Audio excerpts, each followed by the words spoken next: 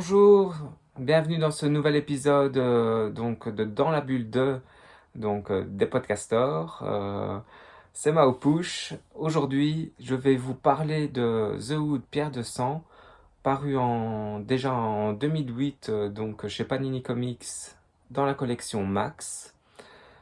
Pour aborder cette œuvre, je vais vous parler du personnage principal en lui-même, The Hood, que j'ai découvert surtout grâce à Michael Bendis au travers de ses divers runs liés aux Avengers.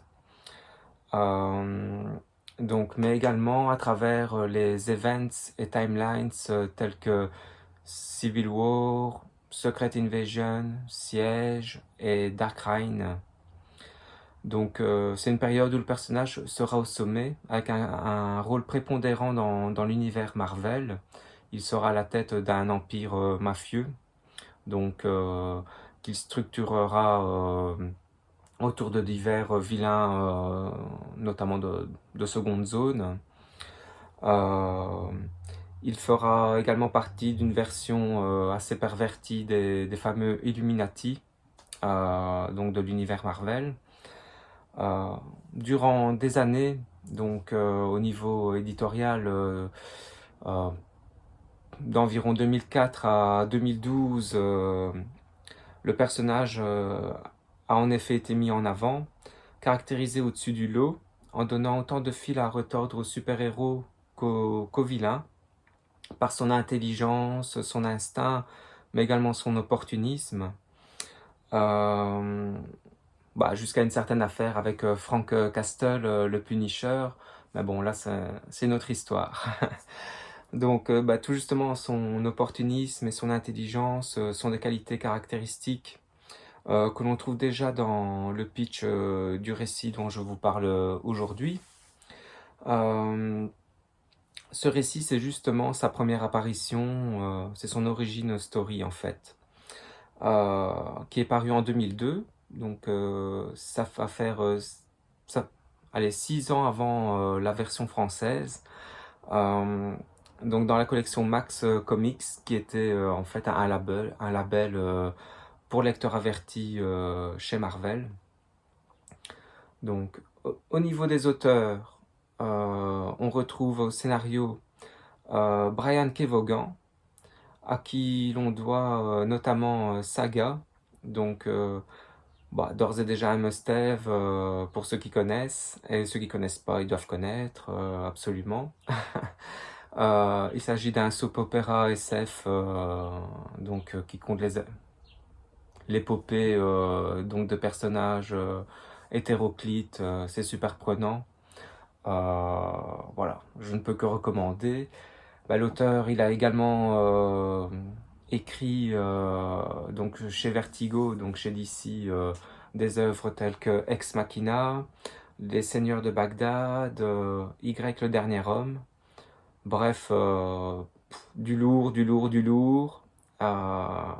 N'hésitez pas à aller voir ses œuvres, c'est vraiment des essentiels. La partie graphique, elle est assurée par Kyle Hotz. Kyle Hotz, c'est un artiste que j'apprécie assez bien. Il a un trait assez particulier, hein. Soit ça passe, soit ça casse, comme dirait l'autre. Euh, il a ces personnages, ont les traits un peu exagérés. En plus, il aime les ambiances assez glauques, sombres. Ça rappelle un peu les premiers Spawn. Je dirais que son style, c'est un mélange entre Todd McFarlane ou Greg Capullo, hein, si je me réfère vraiment au Spawn, et Kayleigh Jones, pour ceux qui connaissent Batman Dracula. Ça peut vous donner une idée un peu de son trait. Euh, Qu'est-ce que je peux vous dire d'autre voilà, je pense que pour les auteurs c'est bon. Au niveau du pitch, en fait, on découvre ainsi Parker Robbins, donc Hood, C'est un petit malfrat qui monte des petits casses, des larcins avec son cousin. Et lors de ceux-ci, on voit comment le personnage tombe nez à nez avec un démon et comment il va arriver à lui voler certains effets, dont cette fameuse cape rouge caractéristique. Donc il va se découvrir ainsi des super pouvoirs, tels que l'invisibilité, lorsqu'il arrête de respirer, ou encore la lévitation. Euh, donc il y a toute une trame qui est mise en place autour de ce personnage intrigant, qui met autant de bâtons dans les roues à la police qu'aux criminels. Donc il va se faire une paire d'ennemis.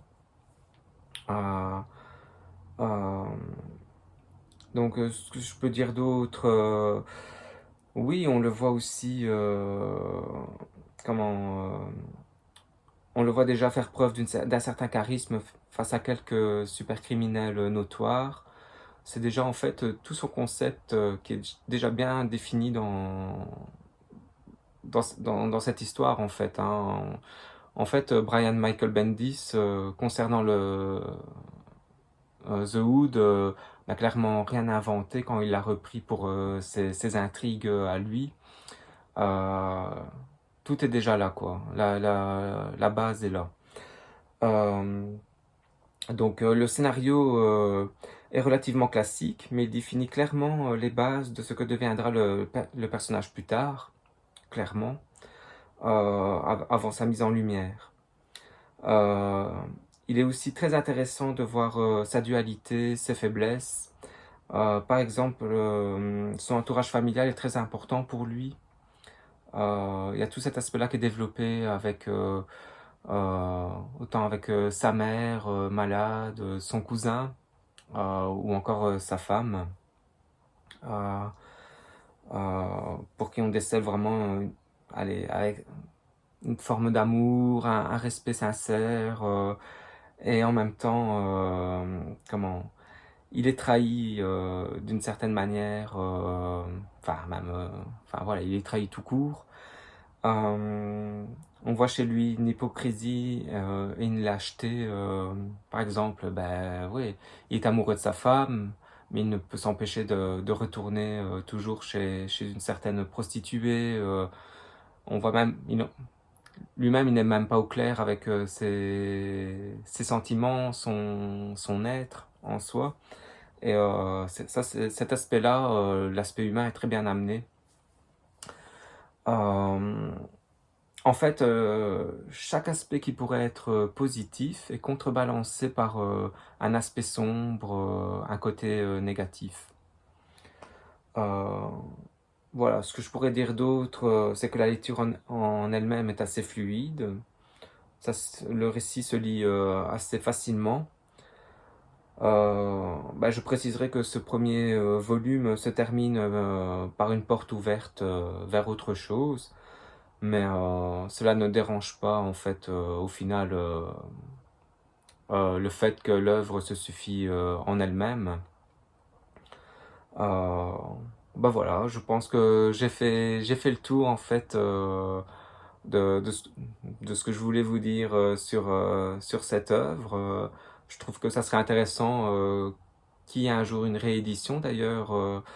Euh, car le personnage a eu quand même un rôle, comme je disais en début de review, assez important, et je trouve que c'est clairement un des personnages euh, les plus importants, les plus riches de toute cette période liée à Secret Invasion, au Dark Reign. Donc, euh, voilà quoi. J'espère également que je vous ai donné envie de découvrir ce récit ou de le relire, hein. Donc n'hésitez pas à commenter. Donc voilà, à plus pour une prochaine review. Salut!